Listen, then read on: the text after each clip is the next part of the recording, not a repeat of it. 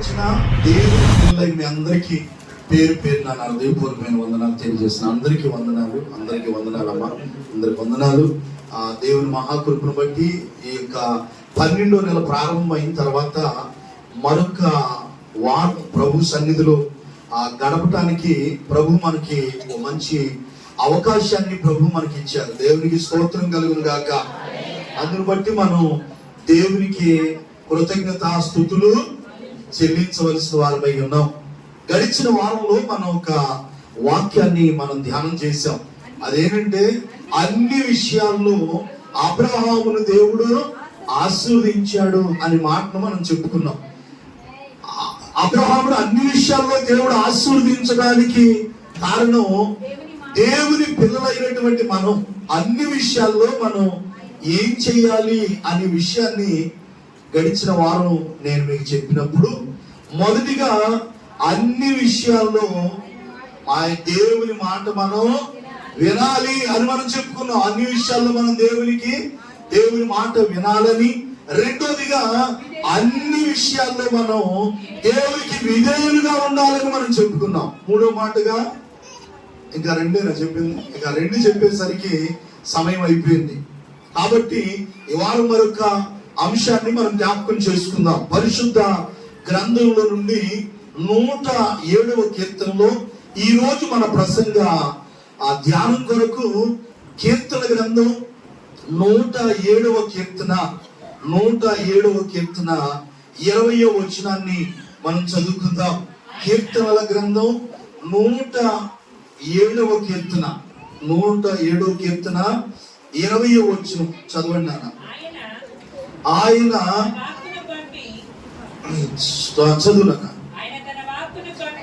ఆయన తన వాక్కును పంపి వారిని బాగు చేసెను. ఆయన వారు పడిన గుంటల నుండి ఆయన వారిని విడిపించెను. దేవునికి స్తోత్రం చెప్పండి గట్టిగా. మీరు నా వైపు చూస్తూ చక్కగా దేవుని మాటలు కొద్దిసేపు వినాలని ఒక సేవకుడిగా నేను కోరుకుంటున్నాను. దేవుని పిల్లలారా శ్రద్ధగా దేవుని మాటలు వినండి. దేవుని పిల్లలారా చదవబడినటువంటి ఒక చిన్న వచనాన్ని మనం ఒకసారి అందరం పలికితే ఇట్లా రాయబడి ఉంది. ఆయన అంటే దేవుడు. ఆయన తన వాక్కును పంపి వారిని బాగు చేసెను. ఏం పంపించి? దేవుడు తన వాక్కును పంపించి అంట వారిని ఏం చేశాడు? బాగు చేశాడు. తన మాటతో, తన నోటి వాక్కుతో వారిని బాగు చేశాడంట. రెండో మాట ఏముంది అంటే ఆయన వారు పడిన గుంటలో నుండి వారిని విడిపించెను. దేవునికి స్తోత్రం కలుగును గాక. ఈ రోజు మన ప్రసంగ అంశం ఏంటంటే విడిపించువాడు అనండి. అందరు చెప్పండి, ఏం చేసేవాడు? ఆయన విడిపించే దేవుడు.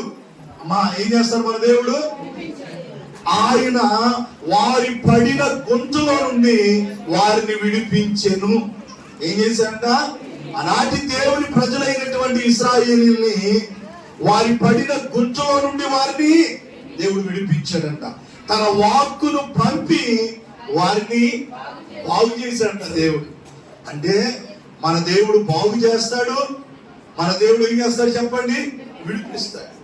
దేవుడు పిల్లరా, ఈ రోజున ఆయన వారి పడిన గుంటలో నుండి వారిని విడిపించాడు అని మనం చదువుకుంటున్నప్పుడు ఈ యొక్క మూల వాక్యంగా మనం ఈ యొక్క మాటను ధ్యానిస్తూ ఉంటున్నప్పుడు అందులో నుండి ఒక చిన్న మాట, ఆయన విడిపించే దేవుడుగా ఉన్నాడు. చెప్పండి, ఆయన విడిపిస్తాడు. ఎక్కడి నుండి మనల్ని ఆయన విడిపిస్తాడు? ఏ పరిస్థితుల్లో నుండి ఆయన మనల్ని విడిపిస్తాడో ఈ రోజున కొన్ని మాటలు, ఒక 3-4 విషయాలు మనందరం కూడా ధ్యానం చేద్దాం. దేవుని స్తోత్రం కలుగును గాక. మన ప్రభు ఎవరు చెప్పండి? విడిపించేవాడు. రాసుకోండి. మొదటిగా ఎక్కడి నుంచి ప్రభు మనల్ని విడిపిస్తాడు అని అంటే అదే యొక్క కీర్తన గ్రంథం 107వ కీర్తనలోనే ఒక చక్కని మాట రాయబడి ఉంది. 28వ వచనం చదవండి. శ్రమకు తాళలేక వారు యెహోవాకు మొరపెట్టిరి. ఆయన వారి ఆపదల నుండి వారిని విడిపించెను. హల్లెలూయా. చెప్పండి గట్టిగా. చూడండి దేవుని బిడ్డారా, మొదటి మాటగా మన దేవుడు ఎక్కడి నుండి మనల్ని విడిపిస్తాడు అంటే మనకు కలిగిన ఆపదల్లో నుండి ఆయన మనల్ని ఏం చేస్తాడంట చెప్పండి, విడిపిస్తాడంట. ఎక్కడి నుంచి? ఆపదలు. చూడండి అక్కడ ఏముంది అంటే, శ్రమకు తాళలేక వారు యెహోవాకు మొరపెట్టి ఆయన వారి ఆపదలన్నింటిలో నుండి వారిని విడిపించాడంట.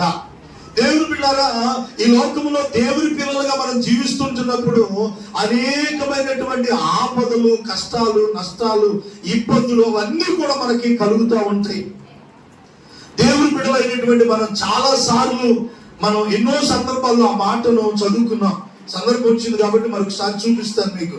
కీర్తన గ్రంథం 34వ కీర్తన 19వ వచనంలో ఇలా రాయబడి ఉంది, మన ప్రభు మన యొక్క ఆపదల నుండి ఆయన విడిపించువాడు అని మనం చెప్పుకుంటున్నాం. ఏ పరిస్థితుల్లో నుండి ఆయన మనల్ని విడిపిస్తాడు అంటే, మన ఆపదలన్నింటిలో నుండి కూడా ఆయన ఏం చేసేవాడు చెప్పండి, విడిపించేది. ఆపదలు అనేవి ఎవరికి వస్తాయి అంటే, అక్కడ ఉంది, నీతిమంతునికి కలుగు ఆపదలు అనేకులంట. దేవునికి స్తోత్రం చెప్పండి గట్టిగా. ఎవరికి? అమ్మా, ఎవరికి ఆపదలు ఎక్కువ వస్తాయి? నీతిమంతులకి, ప్రార్థన చేసుకునే వారికి, దేవుని సన్నిధిలో ఎదిగే వారికి ఏమొస్తాయి? ఆపద. నీతిమంతునికి కలుగు ఆపదలు అనేకులంట. అంటే ఒక సంఖ్య అనేది అక్కడ లేదు, అనేక ఆపదలు వస్తాయంట నీతిమంతునికి. చాలా సార్లు మనకు కూడా అనిపించేటువంటి మాట, నేను ఇంత యథార్థంగా ఉంటున్నాను, ఇంత నీతిగా ఉంటున్నాను, ఇంత ప్రార్థన చేసుకుంటున్నా, ప్రతి వారం చర్చికి క్రమం తప్పకుండా వెళుతున్నాం, మందిరానికి ఆరాధనకి మనం వెళుతున్నాం, ఉపవాస ప్రార్థనకి వెళ్తున్నాం, ఉపవాస ప్రార్థన చేసుకుంటున్నాం, అయినా నాకు ఈ బాధలు తప్పట్లేదని మనకు అనిపిస్తూ ఉంటది. కానీ వాక్యం ఏం చెప్తుందంటే, నీతిమంతునికి కలుగు ఆపదలు అనేకములు. దేవునికి స్తోత్రం చెప్పండి గట్టిగా. నీతిగా జీవించే వారికి ఏమొస్తాయి చెప్పండి? ఆపదలు వస్తాయి. బైబిల్లో మనం ఎక్కడైనా చూసినప్పుడు ఆనాటి భక్తుల జీవితాల్లో కూడా వారు దేవుని కొరకు నీతిగా బ్రతుకుతున్నప్పుడు వారు ఎన్నో ఆపదలు వాళ్ళు ఎదుర్కొన్నారు. దేవుని కొరకు వాళ్ళు జీవించేటప్పుడు ఎన్నో కష్టాలు వాళ్ళు అనుభవించారు. దేవుని కొరకు వారు నిలబడి దేవుని సాక్షిగా దేవుని పని నిమిత్తం వారు నిలబెడుతున్నప్పుడు వారు ఎన్నో ఇంకా ఇబ్బందికరమైన పరిస్థితులు వాళ్ళు ఎదుర్కొన్నట్లుగా బైబిల్ గ్రంథంలో మనం చూస్తూ ఉంటున్నాం.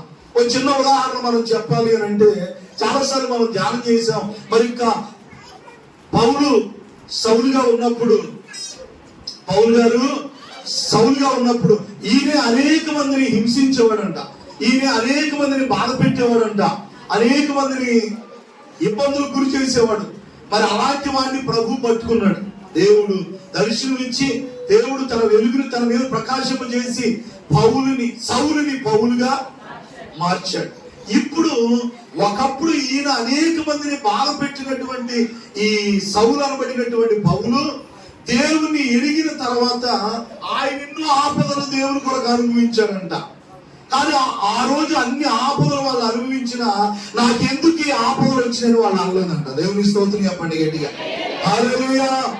చాలా సార్లు మనం అనుకుంటున్నాం, ఇన్నిసార్లు దేవుని సన్నిధికి ఇంతగా దేవునికి భక్తి చేస్తున్నాం కదా, నాకెందుకు ఈ ఆపదలు, నాకెందుకు ఈ కష్టాలు, నాకెందుకు ఈ యొక్క బాధలు అని మనం అనుకుంటాం. కానీ ఇవన్నీ కూడా మనం భరించాలి. ఎందుకంటే నీతిమంతునికి కలుగు ఆపదలు అనేకములు. కొరింథీయులకు రాసిన 2వ పత్రిక 11వ అధ్యాయంలో ఎన్ని సౌలు పౌలుగా మార్చబడి దేవుని సువార్తను ప్రకటిస్తున్నప్పుడు ఎన్నో ఆపదలు ఆయన అనుభవించినట్లుగా అక్కడ మనకు కనబడుతుంది. కొరింథీయులకు రాసిన 2వ పత్రిక మనం చూస్తున్నప్పుడు అక్కడ ఇలా రాయబడి ఉంది. 11:23 చదివినప్పుడు 3వ లైన్లో ఉన్న మాట చదువమ్మా. మరి విశేషంగా నేను ప్రయాసపడి తిని, మరి అనేక పర్యాయములు చెరసాల్లో ఉన్నాను నేను. దేవునికి స్తోత్రం చెప్పండి గట్టిగా. అంటే దేవుణ్ణి ఎరిగి దేవుని సువార్తను ప్రకటించేటప్పుడు సుఖంగా ఉన్నాడా, బాధగా ఉన్నాడు చెప్పండి? అన్ని బాధలే. ఇప్పుడు మనం అనుకున్నాం దేవుని నమ్ముకుంటే కష్టాలు ఉండవు, ఏ ఇబ్బందులు ఉండవు. అది కొంతవరకు కరెక్టే. అయినా దేవుణ్ణి తెలుసుకున్నాకే కొన్ని ఆపదలు, ఇబ్బందులు, శోధనలు అవన్నీ కూడా మనకు వస్తుంటాయి. ఎందుకంటే దేవుడు మన భక్తి జీవితాన్ని అప్పుడప్పుడు పరీక్షిస్తూ ఉంటాడు. ఇప్పుడు దేవుణ్ణి ఎరిగిన తర్వాత పౌలు దేవుని సువార్తను ప్రకటిస్తున్న సమయంలో నేను మరి విశేషముగా ప్రయాసపడి తిని మరి అనేక పర్యాయములు చెరసాల్లో ఉన్నాను. చూడండి, ప్రయాసపడ్డాడంట, అనేక సార్లు చెరసాల్లో ఉన్నాడంట. అపరిమితముగా అంటే సంఖ్య లేదుగా అపరిమితముగా దెబ్బలు తింటిని, అనేక మార్లు ప్రాణాపాయంలో నేనున్నాను. అనేక సార్లు ప్రాణాపాయం వచ్చిందంట ఆయనకి. ఎవరికి? మరి అన్ని ఏమంటారు? ఆపదలండి. ఎక్కడే ఉన్నారా? అనేక ఆపదలు ఇవన్నీ. అంటే మనం దేవునిలో ఎదుగుతూ ఉన్నప్పుడు, దేవునిలో మనం ముందుకు సాగుతున్నప్పుడు ఎన్నో ఆపదలు మనకి వస్తూ ఉంటాయి. అవి శరీరానికి సంబంధించి కానీ, కుటుంబాల్లో సంబంధించి కానీ, ఎన్నో విధాలుగా ఎన్నో ఆపదలు అనేవి మన జీవితంలో కలుగుతూ ఉంటాయి. అయినా దేవుణ్ణి ఏ రోజు కూడా వాళ్ళు అపార్థం చేసుకోలేదు. దేవుణ్ణి ఎప్పుడు కూడా వాళ్ళు నిందించలేదు. అన్నారా? ఒక్క మాట అన్నారా? మనకి బాగా చాలాసార్లు ఎందరో అయ్యగారు మనందరం చెప్పుకున్నాం. యోబు గారు గురించి ఏమని ఉంటుంది? నోటి మాటతో కూడా దేవుణ్ణి దూషించలేదంట. నోటి మాటతో కూడా దేవుణ్ణి ఏం చేయలేదు, ఆయన దూషించలేదు. అంటే దేవుడు నాకు ఇలా చేశాడని అనలేదంట ఆయన. దేవుని బిడ్డారా, మన జీవితాల్లో కూడా మనకి కొన్ని సార్లు అనేక ప్రతికూల పరిస్థితులు, ఆపదలు మనకి ఎదురవుతున్నప్పుడు కూడా మనం దేవుణ్ణి అపార్థం చేసుకునే వారిగా మనం ఉండకూడదు. దేవుని పిల్లలారా, పౌలు నీతిగా జీవిస్తున్నాడు, యథార్థంగా జీవిస్తున్నాడు, దేవుని పని కొరకు నిలబడ్డాడు. అనేక పట్టణాలు తిరిగి దేవుని గురించి సువార్త చెప్తున్నప్పుడు అనేక సార్లు ఆయన చెరసాల్లో బంధించబడ్డాడంట. అపరిమితమైన దెబ్బలు తిన్నాడు. అనేక సార్లు ప్రాణాపాయంలో నేనున్నాను. యూదుల చేత 5 మార్లు ఒకటి తక్కువ 40 దెబ్బలు తిన్నాను నేను. హల్లెలూయా. యూదుల చేత 5 మార్లు ఒకటి తక్కువ 5 సార్లు ఒకటి తక్కువ 40 దెబ్బలు తిన్నాడంట. 3 మార్లు బెత్తంతో కొట్టబడ్డారు. ఒకసారి నన్ను రాళ్లతో కొట్టారు. 3 మార్లు వాడ పగిలి శ్రమ పడి తిని ఒక రాత్రి మగళ్ళు. మీరు అన్ని చదువుకోండమ్మా, ఎన్ని ఆపదలు ఆయన అనుభవించాడు, ఎంత బాధలు. ఇవన్నీ కూడా చాలా లిస్ట్ ఉంది అక్కడ. మనం ఒక్కొక్కటి నేను చదువుకుంటూ వెళ్ళిపోతున్నాం, కానీ ఒక్కొక్కటి ధ్యానం చేస్తే పౌలు గారు దేవుని కొరకు ఎంత బాధపడ్డాడో మనకు అర్థమవుతూ ఉంటది. అయినప్పుడు కూడా ఇవన్నీ భరించి ఒక మాట అన్నాడు చివరిలో. ఏమన్నాడు? మంచి పోరాటం నేను పోరాడి తిని నా పరుగు. అంటే ఇన్ని శ్రమలు వచ్చినా దేవుని ఎక్కడా కూడా చెప్పండి విడిచిపెట్టలా. ఎన్నో ఆపదలని కలిగిని, బెత్తాలతో కొట్టారు, రాళ్లతో కొట్టబడ్డాడు, ఓడ పగిలిపోయింది. సముద్రంలో వెళ్తా ఉంటే ఓడ బద్దలైపోతే ఆ సముద్రంలో ఎంతో శ్రమ పడ్డాడంట. ఒక రాత్రి మగళ్ళు ఎక్కడున్నాడు? చిన్న కాలంలో కాదమ్మా, సముద్రం ఏదాలంటే ఉడతామైతే ఇంత పెద్ద సముద్రంలో మరి ఎక్కడున్నాడో చూడండి. రాత్రి అంతా నేను ఆ సముద్రంలో నేను ఉన్నానన్న మాట వాడాడు. అక్కడ సముద్రంలో గడుపుతుంది ఒక రాత్రి మగళ్ళు. అనేక పర్యాయములు ప్రయాణాల్లో, నదుల వలన ఆపదల్లోను, కొంతమంది దొంగలంట. ఎవరు? అనేక పర్యాయాలు ప్రయాణాల్లో ఆపదలంట, దొంగల వలన ఆపదలు. సర్వజనులు కాదు, నా స్వజనులు. అంటే స్వజనులు అంటే సొంత వారు కూడా అని ఏం చేశారు? ఆపదలు. స్వజనుల వల్ల కూడా ఇంకేం కలిగినాయంట? ఆపదలు. సముద్రంలో ఆపదలు. కపట సహోదరుల వల్ల. చదవండి అమ్మా, ఇవన్నీ ఏంటి? ఆపదలు ఉందా? ఎన్నిసార్లు ఉందా మాట? మొదటిది దొంగల వలన, నదుల వలన, ప్రయాణంలో నదుల వలనైనను ఆపదల్లోను, దొంగల వలన ఆపదలు, స్వజనుల వలన ఆపదలు, అన్ని జనుల వలన ఆపదలు, పట్టణంలో ఆపదలు, అరణ్యంలో ఆపదలు, అన్ని నా సహోదరుల, కపట సహోదరుల వలన కూడా చెప్పండి ఆపదల్లోను, కష్టములతో, తరచుగా జాగారములతోను, ఆకలి దప్పులతోను, తరచుగా ఉపవాసములతోను, చలితోను, దిగంబరత్వంతో నేనున్నాను. ఇంకా నువ్వు చెప్పవలసినవి ఇప్పుడు ఎన్ని చెప్పాడు? ఇంకెన్నో ఉన్నాయంట. ఇంకా చెప్పవలసినవి అమ్మా ఇప్పుడు ఎంత పెద్ద లిస్ట్ చెప్పాడు అంటే ఆయన పొందిన ఆపదలన్నీ చెప్పాడు. ఇంకా ఏమంటున్నాడంటే ఇంకా చెప్పాల్సినవి ఉన్నాయి. ఇంకా ఎన్ని ఇబ్బందులు ఆపదలు అనుభవించాడు. దేవుని బిడ్డలారా చూడండి, దేవుని కొరకు నీతిగా బ్రతుకుతున్నప్పుడు ఒకప్పుడు ఆయనే దర్జాగా ఉండి ఆ సౌలు ఆ పౌలుగా మార్చబడక ముందు అనేకులు బాధపెట్టిన ఆయన ఇప్పుడు దేవుని కొరకు ఎన్నో రకాల ఆపదలు భరించాడు. మీరు ఎలా అర్థం చేసుకోవాలంటే పౌలు గారు పొందిన ఆపదలు ఏ ఒక్క ఆపదను మనం భరిస్తున్నామా? మనకు ఏవో చిన్నవి వస్తున్నాయి కానీ మనం పెద్దగా ఫీల్ అవుతున్నాం. మనకు వచ్చేది మాత్రం చిన్న. ఎవరైనా నేను రాళ్ళతో కొట్టారా? చెరసాల్లో ఉన్నావా దేవుని కొరకు? చెప్పండి. రాత్రి మగడ సముద్రంలో ఏమైనా ఉన్నావా? ఊళ్ళోనే ఉండేది. చిన్న వస్తున్నాయి కానీ ఈ చిన్న ఆపదలు కూడా మనం ఏం చేస్తున్నాం? భరించలేక దేవుడిని మనం అపార్థం చేసుకుంటున్నాం.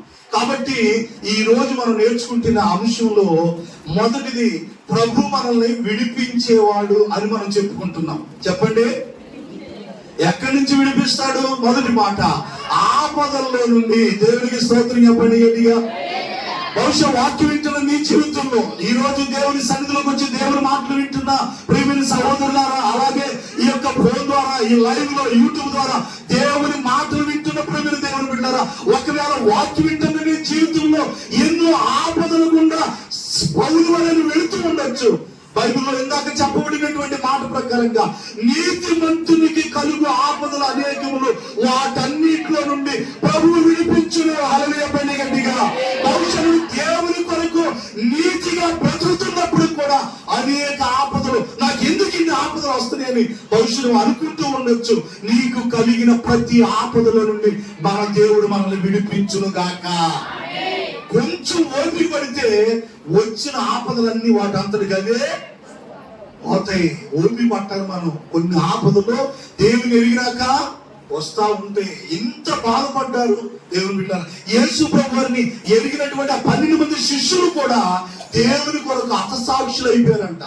దేవుని కొరకు ఏం చేయబడ్డారు? ఎవరు కూడా వాళ్ళు మామూలుగా మరణించలేదంట. అందరూ దేవుని కొరకు హతసాక్షులుగా అయిపోయారు బైబిల్ గ్రంథంలో. అంటే దేవుని ఎరిగిన తర్వాత ఎన్నో ఇబ్బందులు, ఆపదలు మనకు కలుగుతున్నప్పుడు మనం దేవుని అపార్థం చేసుకోకుండా దేవునిలో మనం స్థిరంగా నిలబడి ఆ ఆపదలన్నింటినీ ఓర్చుకుంటే ఆ నీతిమంతులుగా మనం జీవిస్తున్నప్పుడు అనేక ఆపదలు మనకు కలుగుతూ ఉంటాయి. కానీ మన ప్రభువు నమ్మదగిన వాడు. వాటన్నిటిలో నుండి అని ఉంది అక్కడ. మాట చదువమ్మా, 34వ కీర్తన మళ్ళా చదువురా ఒకసారి. నీతిమంతునికి కలుగు ఆపదలు అనేకములు, వాటన్నిటిలో నుండి అంట యెహోవా వానిని విడిపిస్తాడు. అన్నిట్లో నుండా కొన్నిట్లో నుండా. చూడండి, నీతిగా జీవిస్తున్నాం, దేవుని సన్నిధికి క్రమంగా వస్తున్నాం, దేవునికి ఆనుగులు ఇస్తున్నాం, అన్ని ఇస్తున్నాం. కానీ కొన్నిసార్లు ఆపదలు నిన్ను చుట్టుముడుతూ ఉండొచ్చు. కొన్ని సందర్భాల్లో ఆపదలు, ఎన్నో ఆపదలు కలుగుతుంటాయి. ఎందుకంటే నువ్వు దేవుని కొరకు నీతిగా బ్రతుకుతున్నప్పుడు ఈ యొక్క ఆపదలు అనేవి మనకే కలుగుతూ ఉంటాయి. దేవుని బిడ్డలారా, ఎప్పుడు కూడా నిరాశపడొద్దు. మన ప్రభువు నమ్మదగిన వాడు. బైబిల్లో ఉంటది, ఆపత్కాలమందు ఆయన నమ్ముకొనదగిన సహాయకుడు అని ఉంది కీర్తన గ్రంథంలో. ఆపత్కాలంలో ఆయన ఎవరంట? నమ్ముకొనదగిన సహాయకుడు అన్నాడు దేవుని వాక్యంలో. మన సహాయం చేసే దేవుడు మనకున్నాడు. అదే యొక్క 50వ కీర్తన 14 చదువమ్మ. ఆపత్కాలం అనేది ఒకటి వస్తుంది మనకి. ఆపదలు వస్తుండే మనకి. ఆపత్కాలంలో నమ్మదగిన సహాయకుడిగా దేవుడు మనకు ఉంటాడు. ఎప్పుడు? ఆపత్కాలమున ఆపదలు వస్తాయంట. అప్పుడు మనం ఏం చేయాలి చెప్పండి అమ్మా, చెప్పండి. ఆపదల్లో నుండి మన ప్రభు విడిపిస్తాడంట మనల్ని. ఆపదలు వస్తాయి ఎవరికి? నీతిమంతులు, దేవుని ఎరిగి యథార్థంగా నీతిగా జీవిస్తున్నప్పుడు ఆపదలు వస్తాయి. ఇప్పుడు ఈ ఆపదల్లో ప్రభు విడిపిస్తాడు అని ప్రభు మనకి చెప్తున్నప్పుడు ఆపత్కాలంలో మనం ఏం చేయాలంట? ఆపత్కాలమున నీవు నన్ను గురించి మొరపెట్టుము, నేను నిన్ను విడిపిస్తాను. అంటే ఆపదలు వచ్చి నేను అలా బాధపడతా ఉండకూడదంట. చెప్పండి, ఏం చేయాలా? ఆపదలు వస్తే అని మనం ఏం చేయాలా? అమ్మా మొరపెట్టాలి. ఏ యొక్క ఆపద వచ్చినా, ఎంత చిన్నదైనా పెద్దదైనా ఆపత్కాలంలో, అంటే నువ్వు ఆపదలో ఉన్నప్పుడు దేవునికి ఏం చేయాలి? మనందరం మొరపెడితే మనకు కలిగిన ప్రతి ఆపదల నుండి దేవుడు విడిపిస్తాడు. అంటే నువ్వే విడిపించయ్యా, నేనేం ప్రార్థన చేయను, నేను మొరపెట్టనంటే అది అవదు. మరి ఏం చేయాలి? మనం ఆపదలు వస్తాయి, నీతిగా ఉన్నప్పుడు ఆపదలు వచ్చినప్పుడు నువ్వేం చేయాలా? మనందరం కూడా దేవుని మొరపెట్టాలి. వాక్యం వింటున్న దేవుని పిల్లలారా, ఒకవేళ ఈ లైవ్ దేవుని మాటలు వింటున్న సహోదరులారా, మీ యొక్క జీవితాల్లో కూడా ఎన్నో ఆపదలు గుండా మీరు వెళుతూ ఉండొచ్చు. ఈ ఆపత్కాలంలో దేవునికి మొరపెడితే మీకు కలిగిన ప్రతి ఆపదల నుండి మనం ఆరాధించే దేవుడు ఆ నజరేయుడు యేసయ్య మనల్ని అందరిని విడిపించును గాక. ఆమేన్, హల్లెలూయా. మొదటిది ఎక్కడి నుంచి విడిపిస్తాడు చెప్పండి? మనల్ని ఆపదల్లో నుండి ఏం చేస్తాడు? విడిపిస్తాడు. రెండో మాట చెప్తాను, ఎక్కడి నుంచి, ఏ పరిస్థితుల్లో నుండి మనల్ని ప్రభు విడిపిస్తాడు. రెండో మాట మనం చూద్దాం. రెండో మాట అదే లూకాసు వార్త చూడండి. లూకాసు వార్త 13వ అధ్యాయం 12వ వచనంలో మన ప్రభు విడిపించేవాడిగా మనం ఉంటూ ఉన్నప్పుడు ఇంకా ఆయన ఎక్కడి నుంచి మనల్ని ఆయన విడిపించగలడు అని మనం ఆలోచన చేస్తే, యేసు ఆమెను చూచి రమ్మని పిలిచి, అమ్మా నీ బలహీనతల్లో నుండి నీ విడుదల పొంది ఉన్నావని ఆమెతో చెప్పి ఆమె మీద చేతులు ఉంచగానే ఆమె చక్కగా నిలవబడి దేవుని మహిమ పరిచిన. గట్టిగా దేవునికి స్తోత్రం. హల్లెలూయా, హల్లెలూయా. చూడండి 11 వచ్చిన 18 ఏండ్ల నుండి అమ్మా ఏంటంట 18 సంవత్సరాల నుంచి పట్టుకున్న ఒక బలమైన దయ్యం. ఏ దయ్యం అది? ఈ దయ్యం బలహీనపరిచే దయ్యం 18 ఏళ్ళ నుంచి పడుతుందంట. తల్లి కొంచెం ముందుకు జరుపుకుంటారా? కెమెరా నువ్వు పక్కకు తెలియదు. ఓకే, నిన్ను అక్కడ. Okay okay. కాబట్టి 18 సంవత్సరాలుగా బలహీనపరిచే దయ్యం పట్టిందంట. ఏ దయ్యం? బలహీనపరుచుతా ఉంటుంది. ఇది అందరికీ వస్తున్నాయి ఇప్పుడు. ఏంటయ్యి? బలహీనతలు. ఎందుకంటే ఈ దయ్యం ఆవరించింది అందరినీ. ఏ దయ్యం? ఏదైనా ప్రార్థనకి వెళ్దామంటే బలహీనంగా ఉన్నాను రాలేనంట. మరి పనికి ఎట్లా వెళ్తున్నా? మరి ఆ మాట పనికి వెళ్ళే వాళ్ళతో చెప్పొచ్చుగా. నేను అంటున్నాను, అది ప్రార్థనకు రాకుండా చేయటానికి నేను బలహీనపడుతుంది. నువ్వేమో అది కానట్లా, నీకు తెలుసుకోలేకపోతున్నావు, గ్రహించలేకపోతున్నావు. ఇప్పుడు నిజంగా నీకు బలహీనత వచ్చింది అనుకుందాం. మరి తెల్లవారుజాము లేచి గబగబా సిద్ధపడి ఎలా పనికి వెళ్తానా? బలహీనత వచ్చిందని ఏం చేయాలా? చెప్పరేంటి? ఇంటికాడ ఉన్నారు. వాస్తవం మీకు బాగానే తెలుసు. మరి బలహీనం వచ్చిందని గబగబా పరిగెత్తి చాలా దూరం వెళ్తాం కదా. అక్కడికి వెళ్ళాలా, అక్కడ శుభ్రం చేయాలా, మళ్ళీ తిరిగి రావాలా, ఎంత ప్రయాసపడుతున్నాం. మరి వచ్చి మందిరంలో ఖాళీగా కూర్చొని దేవుని ఆరాధించడానికి బలహీనత. అప్పుడే బలహీనత అడ్డమా? పరిగెట్టడానికి బలహీనత. అప్పుడే బలహీనత అడ్డం రాదా? ఇది సాగు కాకపోతే ఏంటండి? మోషేని దేవుడు అంటున్నాడంట, నువ్వు వెళ్ళయ్యా ఫరో ముందు నిలబడి అన్నాడు. ఈయన అంటున్నాడంట, నేను నచ్చివాడిని, నాకు నోరు మాట సరిగ్గా రాదు, ఇలాగా సాగులు చెప్తున్నాడు. అంటే ఏంటి? మనం ఏదో ఒకటి. ఇప్పుడు కొత్త నిబంధనలో కూడా దేవుడు ఒక విందుని సిద్ధపరిచాడంట. అమ్మా ఏం సిద్ధపరిచాడు? ఒక విందుని సిద్ధపరిచి అందరికి ఆహ్వానం తెలియపరిచాడంట. ఏం చెప్పాడు చెప్పండి? అందరికి ఆహ్వానం చెప్పాడంట, అందరూ రమ్మని. డిన్నర్ సిద్ధపరిచి ఒక విందును ఏర్పాటు చేసి అందరినీ రమ్మని ఆహ్వాన పత్రికలు పంపించాడంట. కానీ వాళ్ళు ఏం చెప్తున్నారు? నెపములు చెప్పసాగిరి అని ఉంది లూకాసు వార్తలో కానీ మత్తయి సువార్తలో కానీ. అందులో ఆ మాట రాయబడి ఉంది. మీరు ఎవరన్నా తీయగలిగితే మీరు చదవచ్చు అక్కడ.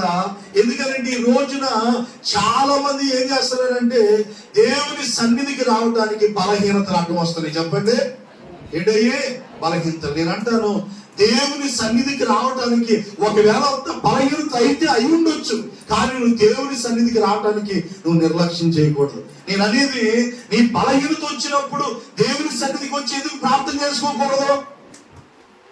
చాలాసార్లు మనం చూస్తున్నాం. లూకాసు వార్త 14వ అధ్యాయం చదువురా తల్లి. లూకాసు వార్త 14వ అధ్యాయం 16వ వచనం చదవండి. లూకా సువార్త 14:16. ఆయన అతనితో ఇంట్లో నేను ఒక మనుషుడు గొప్ప విందు చేయించి అనేకులు పిలిచాను. అమ్మా ఏనాలి బలహీనతలు వస్తున్నాయి అంటున్నారుగా. ఈ బలహీనతలు నీకు వచ్చే బలహీనతలు కాదు, ఈ మన విరోధి అపవాది ఉన్నాడే వీడు బలహీనతలు అనిపిస్తున్నాడు అనమాట. గుడికి రమ్మంటే ఆ బలహీనత ఈ బలహీనత అని చెప్పేవాడు బుద్ధి తెచ్చుకోవాలి. ఎక్కడైనా ఏం రావాలా? బుద్ధి తెచ్చుకోవాలా. దేవుని మాటలు వింటున్న ప్రియమైన సహోదరులారా, నీ బలహీనతలన్నీ కట్టిపెట్టు, దేవుని సన్నిధికి రా. ఎందుకు వస్తనే ఊరికినే బలహీనతలు సైతాన్ని బలహీనపరుస్తున్నాడు అనే గ్రహింపు నీకు రాకపోతే ఎలాగా? దేవుని బిడ్డలారా, చిన్న చిన్న బలహీనతలే మా అందరూ ఎక్కొట్టేస్తారు చాలా మంది. చిన్న బలహీనతలు వచ్చినా దేవుని సన్నిధికి రాలేదు. ఒక దేవుని ఎరిగిన నీవే చిన్న బలహీనత వచ్చింది అని అంటే దేవుని సన్నిధికి రావాలి. ఇందాక సహోదరి అక్క సాక్ష్యం చెప్పింది, అసలు మెట్లు కూడా ఎక్కొద్దు అన్నాడు. కానీ ఆ బిడ్డ మనసు ఎంతో బాధపడుతుంది. అయ్యో నేను మందిరానికి వెళ్ళలేకపోతున్నాను, ఇంటికాడ ఉండి బాధపడతా ఉందంట. దేవుని బిడ్డ మన మందిరంలో మెట్లు ఎక్కాలి, ఎంత బాధపడుతుందో 2-3 వారాలు దేవుని సన్నిధికి రాలేక. అట్టాగే వచ్చి ఓపిక చేసుకొని వచ్చి కూర్చుంటుంది.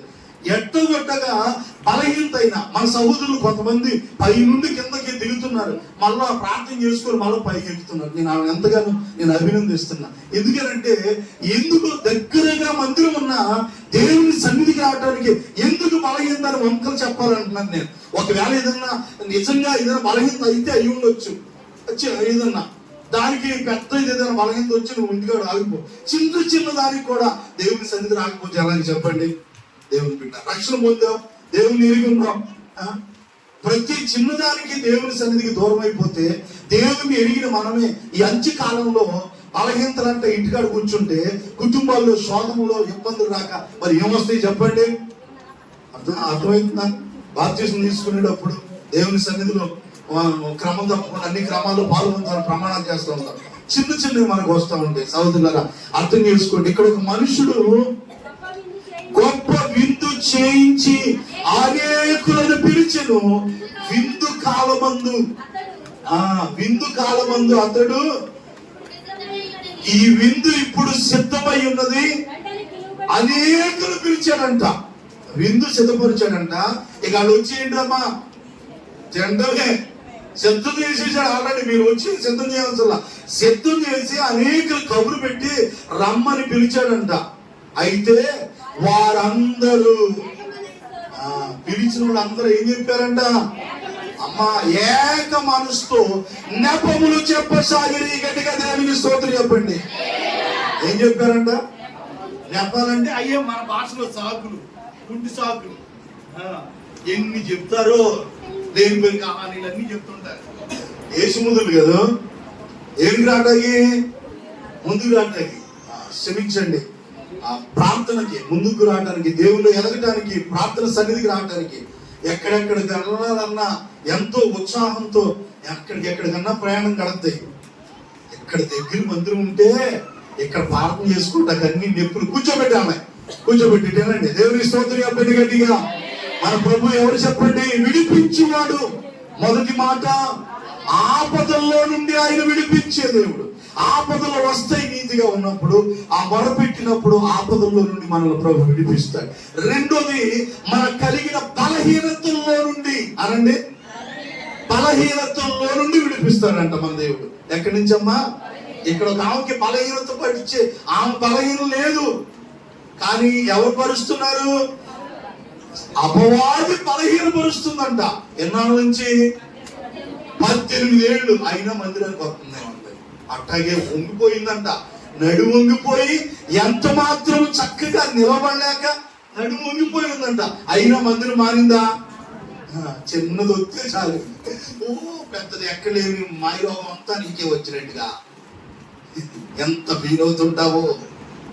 దేవుడిని కరికరించి బతికించి ఇంత ఆయుష్నిచ్చి ఆరోగ్యాన్నిచ్చి అన్ని ఇస్తే మందిరానికి రావడానికి ఎంత సాకులు చెప్తావు నువ్వు. అలా ఉండకూడదని మీ క్షేమాన్ని కోరి నేను చెప్తున్నా.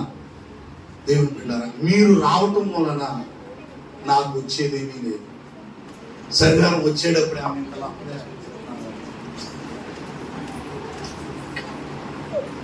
వచ్చి మీ కుటుంబాల కోసం ప్రార్థన చేసుకుంటే మన కుటుంబాల్లో కలుగుతున్న చిన్న చిన్న శోధనలు ఇబ్బందులు తొలగిపోతాయి అని చెప్పేసి మీ కొరకు నేను చెప్తున్నా. దేవుళ్ళు ఎనగాలని మనం దగ్గరుండి కూడా దేవుని మందిరానికి రావడానికి ఆ మాటలు ఈ మాట చెప్తా ఉంటే వారందరూ కూడా విందు రెడీగా ఉంది, గొప్ప విందు చేయించి అనేకులు పిలిచెను. విందు కాలమందు అతడు ఇప్పుడు విందు సిద్ధమై ఉన్నది రండని పిలువబడిన వారితో చెప్పుటకు తన దాసుని పంపెను. వారందరూ ఏక మనసుతో నెపములు చెప్పసాగిరి. ఏం రాకపోగా ఆ పక్కన కూడా అక్కడ నువ్వు వెళ్తున్నావా, ఆ అక్క వెళ్తుంటే ఏమని కూడా చెడగొడుతున్నావా, ఈ వచ్చేవారం వెళ్ళొచ్చుగా, నువ్వు రావు వచ్చేవారని రాని. కొంతమంది అక్కడ తయారవుతున్నారు అన్నమాట. ఒకరి గురించి మనం పెట్టుకుంటే మనం ముందుకి సాగదు. ఎవరికి వాడికే దేవుని సన్నిధికి అమ్మా వెళ్తా ఉండాలా. ఎక్కడెక్కడికో వెళ్తున్నారు. మన ఆయన కింద సహోదరుడు ఆయన ఎవరమ్మా వల్ల ఆ పెద్ద ఆయన వాళ్ళు ఎక్కడికి వెళ్తారు, వాళ్ళు అక్కడ కనుకుంటారు. నేను టిప్పులు పెట్టించుకుంటా అక్కడ ఆగితే పాపం నడవటానికి కూడా ఇబ్బందిగా నడుస్తున్నాడు పాపం. ఆయన కష్టపడి నడుచుకుంటూ అక్కడికి ఎక్కడికి వెళ్తున్నారు, అక్కడ ఆరాధనకి వెళ్తున్నాను. అయ్యా ఎంత దూరం నడవాలి పాపం ఆయన. అంటే ఎందుకు చిన్న చిన్న వంకలు చెప్పి మందిరం ఎందుకు మనం దూరం అవ్వాలని చెప్తున్నాను నేను. అట్లాగే ఓపిక చేసుకుని వస్తుంటే దేవుడే మన బలహీనతలో నుండి మందిరంలోకి వచ్చి ఆ రోజు కూర్చుంది కాబట్టి ప్రభు ఆమెను చూశాడంట. బహుశా ఆ రోజు రాకపోయి ఉంటే ఆ బలహీనత విడిచిపెట్టిపోయి 18 ఏళ్ళ నుంచి బాధపడుతుందంట. ఎందుకు ఆ రోజు యేసు ప్రభు ఆ చర్చిలోకి ఆ దేవాలయంలోకి వచ్చాడు. అదే టైంకి అక్కడ కూర్చొని ఉంది కాబట్టి ప్రభు దృష్టి ఎవరి మీద పడింది. నువ్వు వచ్చి దేవుని మందిరంలో కూర్చున్నావు బలహీనత అయినా ప్రభు నిన్ను కొడతాడు. ఇప్పుడు సహోదరులు ఒకసారి ప్రార్థన చేసేటప్పుడు అయ్యా నా బలహీనతగా ఉంది, నేను మందిరంలోకి వచ్చి ప్రార్థన చేసుకున్నా, నా దేవుడు నన్ను స్వస్థపరిచాడని చెప్పి. అంటే మనకు బలహీనత వచ్చినా మనం ఓపిక చేసుకుని వచ్చి మందిరంలోకి వచ్చి ప్రార్థన చేసుకుంటే మన బలహీనతలు ప్రభు సన్నిధిలో చెప్పండి స్వస్థపరుస్తాడు. దేవునికి స్తోత్రం కలుగును గాక. హల్లెలూయా. మొదటి వాడు ఏమని చెప్తున్నాడు అంటే తల్లి, నేను ఒక పొలం కొని ఉన్నాను, అవశ్యముగా వెళ్ళి కొనముందు చూస్తారా, పొలాన్ని కొన్నాక చూస్తాడా? పొలాన్ని ఎవడైనా కొనేటప్పుడు చూసుకుంటాడు ఏది కొన్నా. వీడంట ఆల్రెడీ కొనేసాడంట, కొన్నాక చూసుకుంటాడంట వెళ్ళి. అంటే ఇది ఏమంటారు దీన్ని? అదే మరి నెపములు చెప్పటం అంటే. పొలం కొనేటప్పుడు కానీ ఏది కొనుక్కునేటప్పుడు అన్నా ముందు చూసుకొని కొనుక్కోవాలంట. అట్లాగే కొనుక్కుంటారు ఎవరైనా, ముందే చూస్తారు. గుడ్డోడు తర్వాత కొనుక్కుంటాడు అనమాట. గుడ్డోడు కొనుక్కున్నాక చూసుకుంటాడు. ఏం చేశారంటే దేవుడి ముందు సాక్షి చెప్పడానికి విందు రెడీగా ఉంది, రెండయ్యా విందులో పాల్గొందురు అంటే ఒక మొదటోడు అంటున్నాడంట, నేను పొలమును కొని ఉన్నాను, స్పీడ్గా అవశ్యముగా వెళ్ళి దాన్ని చూడాలా. రెండో వాడు ఏమంటున్నాడు, మరొకడు అన్నాడంట, నేను 5 జతల ఎడ్లు కొని ఉన్నాను. ఎడ్లు కొనకముందు పరీక్షిస్తారా కొన్నాక? ఆయన రత్నం గారు అయ్యా ఎడ్లు ఎప్పుడు చూస్తామను? కొనక ముందు పరీక్షించాలంట. ఇక్కడ ఒక ఆయన 5 జతల ఎడ్లు కొన్నాడంట. ఎన్ని 5 జతల ఎడ్లు కొంటే కొన్నాకి వెళ్ళి పరీక్షిస్తున్నాడంట. అంటే తోక ఎట్టుంది, చెవులు ఎట్టుంది, చల్ల ఎట్టుంది. 5 జతలు ఎడ్లు కొన్నాడంట ఈయన. కొన్నాకి వెళ్ళి ఏం చేయాలంట? ఇది ఏమంటారు, ఎద్దులు ఎప్పుడు కొంటారంటే చూసుకొని రేపు వస్తామని ఒక 10,000 అనుకో, ఒక 2,000 1000 అడ్వాన్స్ ఇచ్చి రేపు వచ్చి చూసుకున్నాక కొన్నారు. మనకి నచ్చితే తీసుకుంటా, లేదంటే వస్తాడు. వీళ్ళు ఆల్రెడీ 5 జతలు కొనేసారంట ఎడ్లు. ఇప్పుడు ఎడ్లు వెళ్ళి ఏం చేయాలంట? పరీక్షించ చేయాలంట. ఒకడు ఇట్లా చెప్తున్నాడు, ఇంకొకడు ఏమన్నాడు తల్లి, మరొకడు నేను ఒక స్త్రీని వివాహం చేసుకున్నాను. పెళ్లి చేసుకుంటే రాకూడదు విందుకి. ఒకడంట పెళ్లి చేసుకున్నాడంట విందుకి. పెళ్లి చేసుకుంటే మంచిదాకా ఇద్దరు భార్య భర్తలు వచ్చి తేవచ్చు. అంటే రాను అని చెప్పలేకపోవటానికి ఏదో ఒక కారణం చెప్తున్నారు. ఈ రోజున రాలేను అని చెప్పడానికి ఏదో ఒక కారణం. అమ్మా ఎందుకు రాలేదురా అని అడిగాను అనుకో సేవకుడిగా, ఏమో ఏదో ఒకటి చెప్పే పాప ఆ లోన్ నేను పిల్లల మీద చెప్తాను, వాళ్ళు మంచోళ్ళే. అసలు దొంగ పిల్లలు రానిట్లేదు అయ్యారు, ఇది పెద్ద పిల్లలు ఎలగబెట్టి చూసేటట్టుగా ఏమో పెద్ద గారాబంగా చూసుకునేది. అలాగే ఏదో ఒకటి మేడం ఊరేగినట్టుగా పిల్లలున్నా ఎవరున్నా దేవుని పని మీకు తెలియదు. కానీ మీరు గుడ్డోళ్ళకి ఎక్కడే ఉంటున్నారు. అర్ధరాత్రి పూట ఆనాడి ప్రేరులు అంటే పసిపిల్లలు ఎత్తుకొని వస్తారు భారతని. ఎక్కడ లేని పిల్లలు ఎవరికే పుట్టినట్టుగా మన వాళ్ళకే ప్రపంచంలో ఎవరికి లేని పిల్లలు ఎలకే కలిగినట్టుగా. మంచిదే, పిల్లలంటే గారాబం ఉండాలి, చూసుకోవాలి, కానీ మరీ అంత ఉండకూడదమ్మా. దేవుని స్తోత్రం చెప్పండి గట్టిగా, హల్లెలూయా చెప్పండి గట్టిగా. కాబట్టి నేను అనేది ఏంటంటే, దేవుని సన్నిధికి రావడానికి ఏదో ఒక సాకును మనం ఎదుర్కోకూడదు. దేవుడు రెడీ చేసి పెడుతున్నాడు. రండి ఆదివారం దేవుని సన్నిధికి, శనివారం రండి, దేవుడు ఆశీర్వాదాలు పొందుకోండి. 18 సంవత్సరాలుగా బలహీనపరుచు దయ్యం పట్టినటువంటి ఒక స్త్రీ అచ్చట ఉందంట. ఆమె నడుమొంగిపోయి ఎంత మాత్రం చక్కగా నిలబడలేక ఉండేది. యేసు ఆమెను చూచి రమ్మని పిలిచి, అమ్మా నీ బలహీనతల్లో నుండి విడుదల పొంది ఉన్నావు, దేవునికి స్తోత్రం కలుగును గాక. అంటే మన దేవుడు ఎవరనంటే బలహీనతల్లో నుండి అనంటే 18 ఏళ్ళ నుండి దయ్యం బట్టి బాధపడుతుందంటావా? బలహీనపరిచే దయ్యం. ఈ దయ్యాలు ఎవరికైనా పడితే వదిలిపోవును గాక యేసు నామములో. ఈ రోజు నుంచి ఏ సాకులు చెప్పుకుందురు గాక. లైవ్ లో చూసేవారైనా, దేవుని సన్నిధిలో కూర్చున్న వారైనా, దేవుని సన్నిధికి వెళ్ళడానికి నెపములు చెప్పొద్దని ఒక సేవకుడిగా మిమ్మల్ని నేను వేడుకుంటున్నాను. ఎందుకంటే ఏ పరిస్థితుల్లో ఉన్న దేవుని సన్నిధికి రావడానికి మనం నెపములు చెప్పేవారు ఉండకూడదు. ఇప్పుడు ఆమె నడుముంగిపోయింది, నిలబడలేకపోతుంది, నడవలేని పరిస్థితి. మందిరానికి రావటం మానేసిందా? రెడీ అవుతూ పొద్దున్నే ఆఫీస్కి వెళ్ళి అలాగే రెడీ అవుతున్నారు కొంతమంది. ఎక్కడికి? ఆఫీస్కి వెళ్తారే చదువుకున్న వాళ్ళు, టచ్ చేసి ఇన్సర్ట్ చేసుకొని ఆ స్త్రీలు వాళ్ళు వెళ్తుంటారు ఆఫీస్కి వెళ్ళేది ఎక్కడికి? అసలు ఏంటో మరి యాసాలు ఏంటో నాకు ఏం అర్థం కావట్లా. ఈ యాసాలు మరి అక్కడ ఎవరు చూడాలా? వెళ్ళేది ఏ పనికి? ఒక మాదిరిగా ఉండాలి తల్లి. ఎట్టుండాలమ్మా? ఒక మాదిరిగా పనికి వెళ్ళేటప్పుడు, ఒక ఆమె పనికి వెళ్ళేటప్పుడు బాగానే ఉంటుంది అనకూడదు. దేవుని స్తోత్రం చెప్పండి గట్టిగా. కొంతమందికి అట్ట అనిపిస్తుండదు అనుకుంటా. జాగ్రత్తగా ఉండండి. దేవుని సన్నిధికి రావడానికి మనం వేరే విధంగా చెప్పొద్దు. ఎందుకంటే ఎక్కడెక్కడ వెళ్తానికి చక్కగా సిద్ధపడుతున్నాం. ఆ పరిస్థితులన్నీ కూడా అనుకూలంగా లేకపోయినా దేవుని సన్నిధికి రావడానికి మాత్రం ఆమె ఏమాత్రం కూడా బాధపడకుండా మందిరంలో కూర్చుందంట. హల్లెలూయా. నిజంగా ఆమెను ఎగతాళి చేసేవాళ్ళు ఎగతాళి చేస్తూనే ఉంటారు. వంగిపోయిందంట, నిలబడలేకపోతుందంట. 18 ఏళ్ళ నుంచి పాపం. అయినా మందిరానికి వచ్చిందా రాలేదా? మనం కూడా ఏం చేయాలా? రావాలి.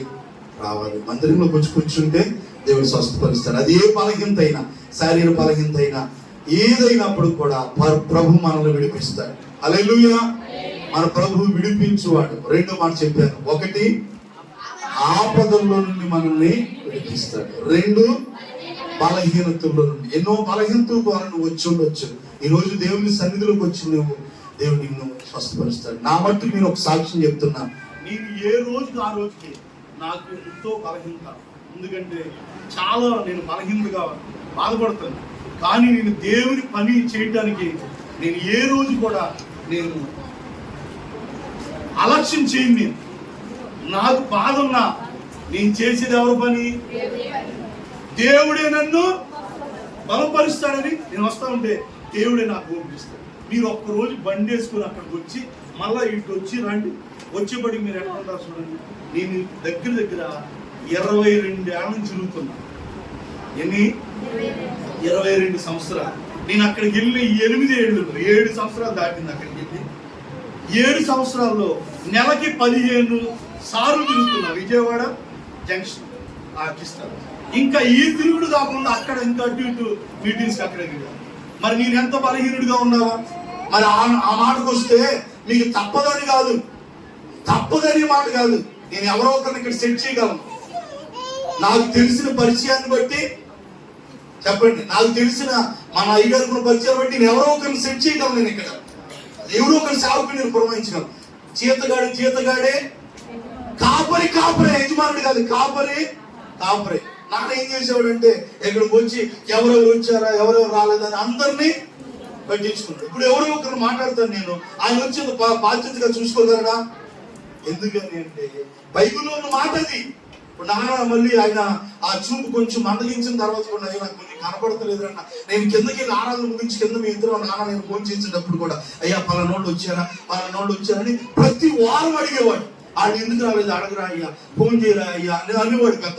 ఎందుకంటే కాపలకుండే బాధ్యత అది. ఇప్పుడు నేను ఇంత పరిగెట్టుకొని ఎందుకు వస్తున్నా?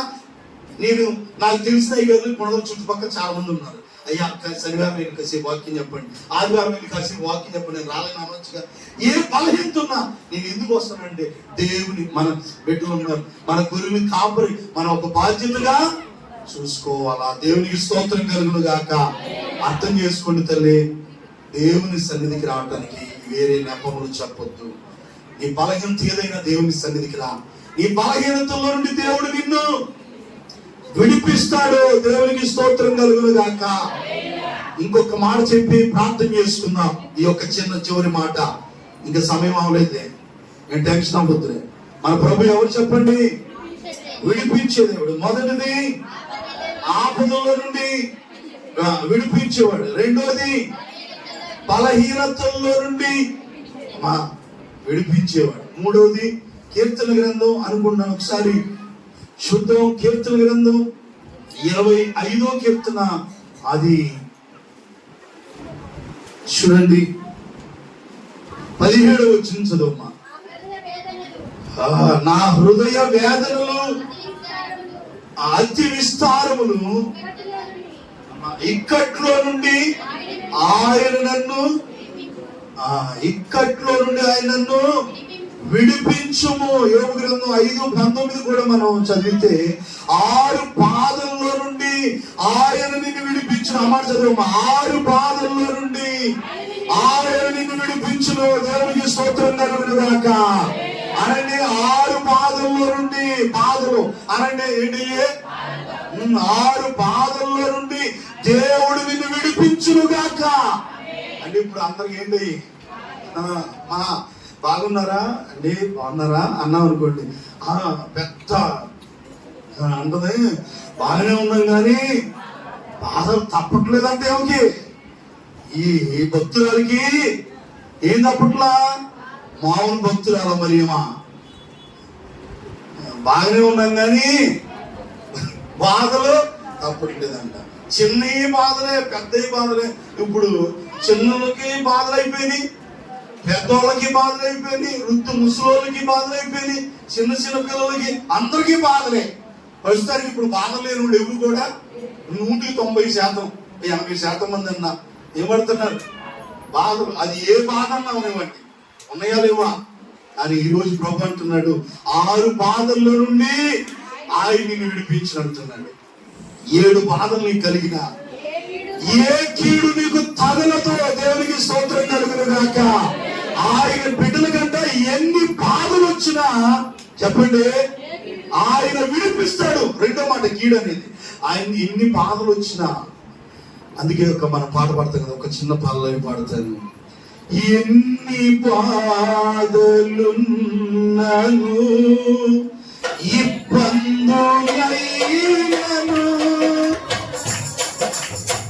ఎంత కష్టము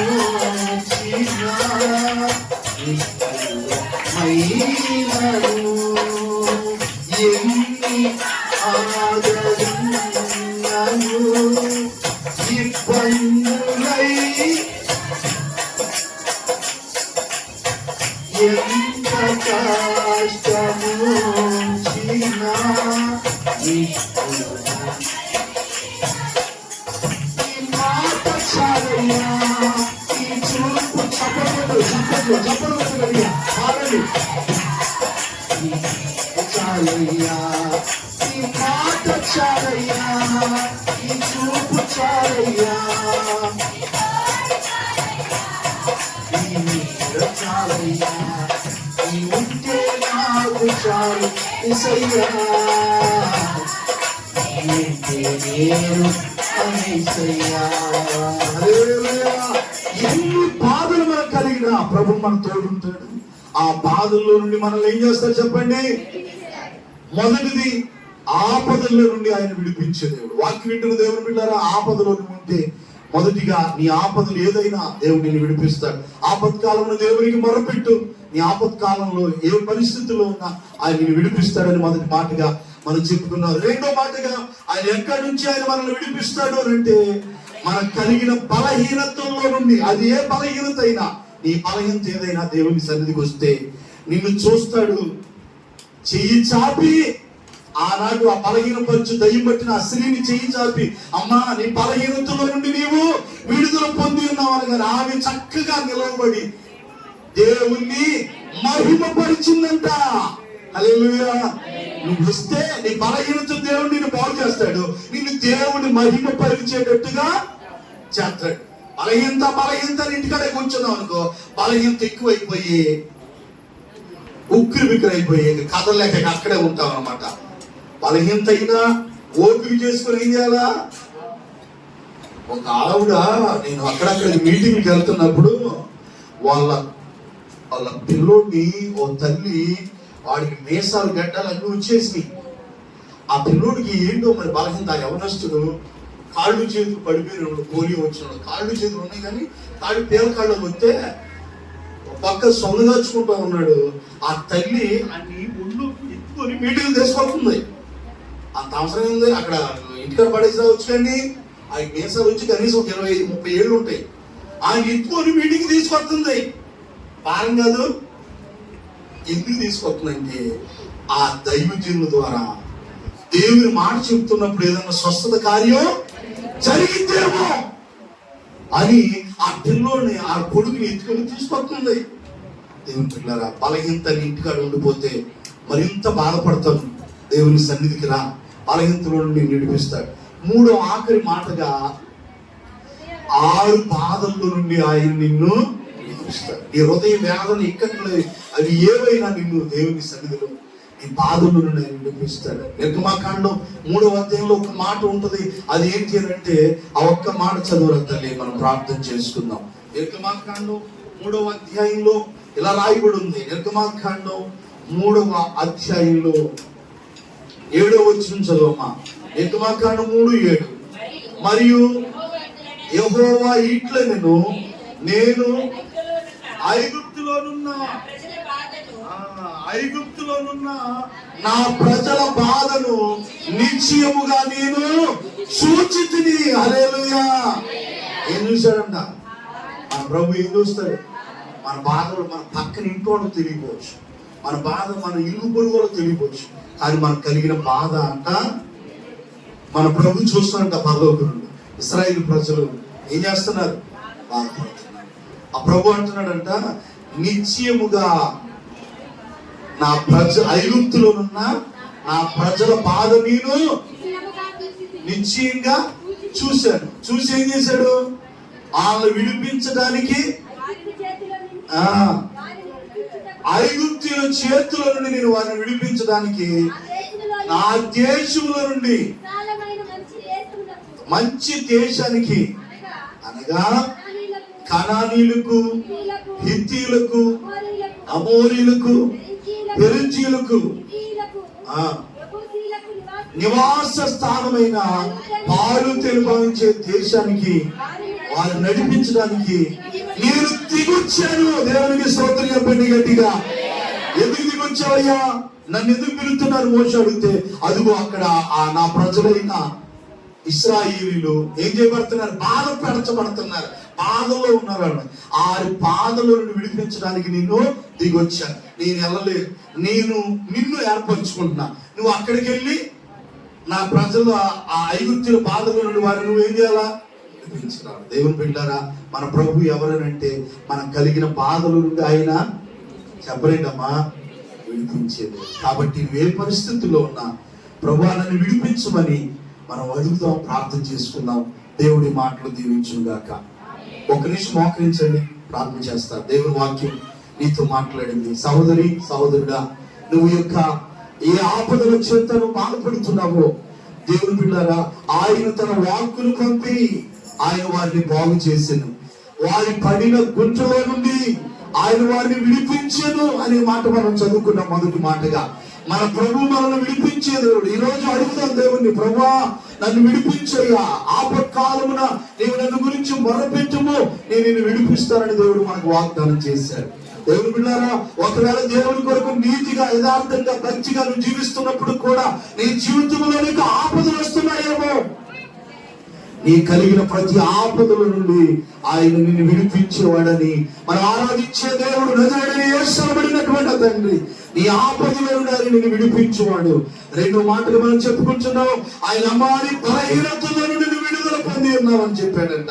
మన ప్రభు మన బలహీనతల నుండి విడిపించేవాడు. 18 ఏళ్ల నుండి ఎన్నో బలహీనతలతో అపవాది చేత పీడించబడతా ఎంత మాత్రము చక్కగా నిలబడలేక ఉన్నటువంటి ఆ సహోదరి దేవుని మందిరానికి వచ్చి కూర్చున్నప్పుడు ఆమె బలహీనతల నుండి ప్రభు ఆమెను విడిపించాడు.